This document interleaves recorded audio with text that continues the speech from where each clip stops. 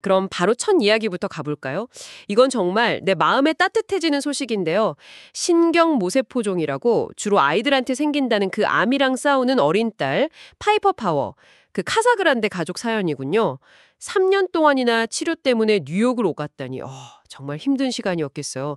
근데 또 설상가상으로 차고 문까지 고장이 났다면서요. 아유, 진짜 막막했을 것 같아요. 근데 바로 그때 애리조나에 있는 A1 게러지 도어 서비스라는 회사가 나섰습니다. 단순히 그냥 새 차고문 달아주고 설치해준 게 아니고요. 가족들을 아예 피닉스 본사로 초대를 했어요.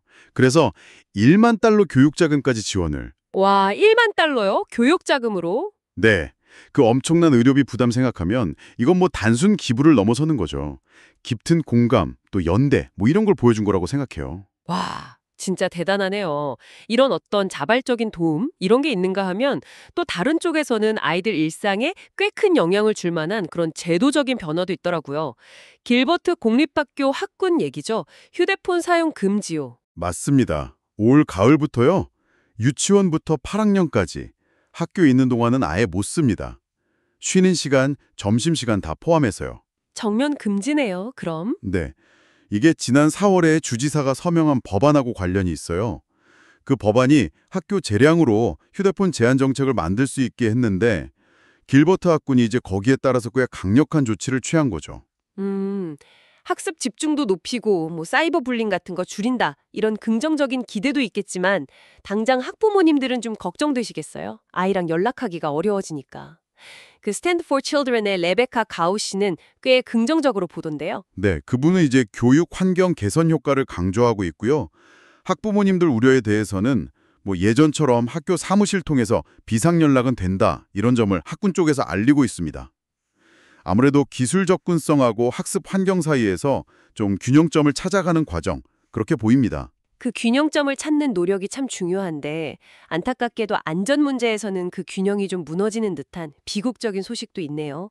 북부 애리조나에서 오프로드 차량 그 OHV 사고가 늘고 있다고요? 최근에 코코니노 카운티 오크크릭 캐년 근처에서 19개월 아기가 사망하는 사고가 있었죠. 네, 정말 가슴 아픈 사고였습니다. 더 안타까운 건 운전자가 아이 할아버지였고 음주 혐의 같은 게 적용됐다는 거. 그리고 아이가 카시트나 안전벨트 없이 타고 있었다는 점이에요. 아, 정말요? 네. OHV 성능은 계속 좋아지는데 운전자들 안전의식은 그 속도를 못 따라가는 거 아닌가? 좀 그런 현실을 보여주는 것 같아서 씁쓸합니다. 강국에서도 7월 4일 연휴 앞두고 단속 강화한다고 하고요. 작년에는 또 안전장비 다 했는데도 8일은 소녀 살해도 있었잖아요. 그러니까 이게 조심해야죠. 안전 불감증이 부른 비극. 또 다른 사례가 피닉스에서도 있었네요. 이번엔 동물들이 희생됐는데 이것도 정말 충격적이더라고요. 네, 에드가 글로버라는 남성이요. 면허 없이 자기 집 차고에서 개들 귀랑 꼬리를 자르는 불법 수술을 한 혐의로 체포됐습니다. 집 차고에서요? 면허도 없이? 네. 무려 16마리나 되는 개들이 아주 불결한 환경에서 음식이나 물도 제대로 없이 방치돼 있었다고 하니까요. 이건 뭐 명백한 동물 학대죠. 세상에 한 마리당 400달러씩 받고 인스타그램 계정까지 만들어서 홍보를 했다고요. 골든라인 블리스 애리조나. 피해자들은 그럼 합법적인 곳인 줄 알았겠네요. 그렇죠. 다들 그렇게 믿었던 거죠. 결국 이 끔찍한 일이 드러난 건 그 글거버한테 수술받고 막 고통스러워하던 개를 치료한 어떤 양심적인 수의사가 신고를 하면서부터입니다. 마침 지금 동물학대 처벌 강화하고 보호소 기준 개선하는 상원 법안 그 SB 1658이 주지사 서명을 기다리고 있거든요. 이런 사건들이 계속 터지니까 법 개정 필요성이 더 커지는 거죠. 아, 그렇군요. 집을 찾고 계신가요?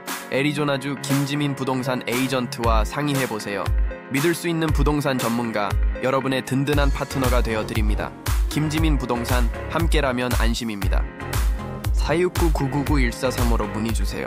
개인의 잘못도 문제지만 때로는 우리를 보호해야 할 어떤 공공 시스템이 제 역할을 못해서 비극이 생기기도 하잖아요. 피닉스 시하고 소방관 과실로 사망한 2살 아기, 아브라함 클럭스턴 유족 간의 합의 소식, 이게 그런 예가 될까요? 네, 그 200만 달러 합의금 자체보다도 그 배경을 좀 봐야 하는데요. 소송 내용을 보면 한밤중에 아이가 경련 증상을 보여서 엄마가 911에 신고를 했는데 출동한 구급대원들이 상황을 좀 대수롭지 않게 보고 병원 이송을 권하지 않았다는 거예요. 아, 그래서요? 그래서 결국 5시간 뒤에 아이가 반응 없는 상태로 발견됐고 사망에 이른 거죠. 이 사건 이후에 피닉스시에서 내부 정책이랑 훈련 절차를 개선했다고 밝혔고요. 또 주법까지 바뀌어서 이제 응급구조대가 추정 진단만으로 이송을 말릴 수 없게 됐습니다. 아, 법까지 바뀌었군요. 참 안타까운 희생이 결국 시스템 변화를 이끌어낸 거네요. 네, 그런 셈이죠. 시스템 변화와 함께 또 지역 자체가 엄청나게 변하는 것도 애리조나가 마주한 현실인 것 같아요. 가장 빠르게 성장하는 도시 퀸크릭 소식이 눈에 띄는데요.